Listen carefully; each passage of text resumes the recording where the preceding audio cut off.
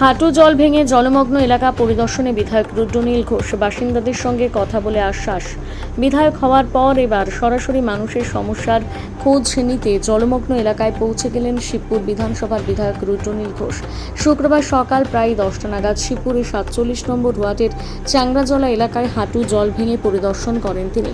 স্থানীয় বাসিন্দাদের সঙ্গে কথা বলে দীর্ঘদিনের জল যন্ত্রণা সম্পর্কে খোঁজ খবর নেন এবং সমস্যা সমাধানের আশ্বাস দেন।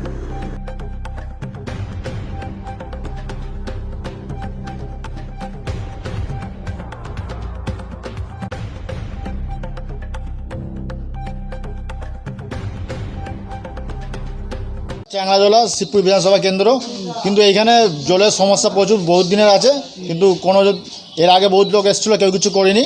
তবে দাদা এসছে, দাদাকে দেখে ভালো লাগলো, দাদা করার ইচ্ছা আছে। আর দাদা খুব ভালো মানুষ, কাজের মানুষ। দাদা করে দিলে আমরা খুব উপকৃত হব এবং ভালো হবে। এখানে লোকের যে জীবনযাত্রা পুরো খারাপ হয়ে গেছে, মানুষ বাড়িতে বেরোতে পারছে না, কিছু করতে পারছে না। কতদিন জলটা থাকে? জল এখানে থাকে পুজোর পরেও জল থাকে, পুজোর 1 মাস পরেও জল থাকে।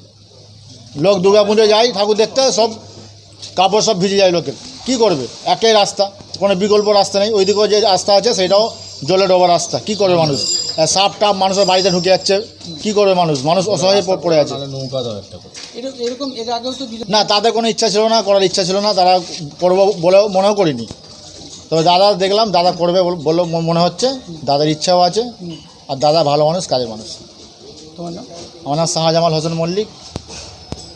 আমাদের উঠোনে পর্যন্ত জল ঢুকে গেছে, বাচ্চারা স্কুলে যেতে পারছে না, দিনের পর দিন কামাই হয়ে যাচ্ছে, কাজে যেতে পারছে না, গাড়ি বার করতে পারছে না। হ্যাঁ, দাদা তো এসেছিল আগেও, বলেছি আমরা সবাই। আর প্রচুর মশা এই জলে, এই জলটা সারা বছর থাকে, একটুকু নামে না। কি চাইছে? আমরা চাইছি যে রাস্তাটা হোক, জল বেরোবার ব্যবস্থা হোক।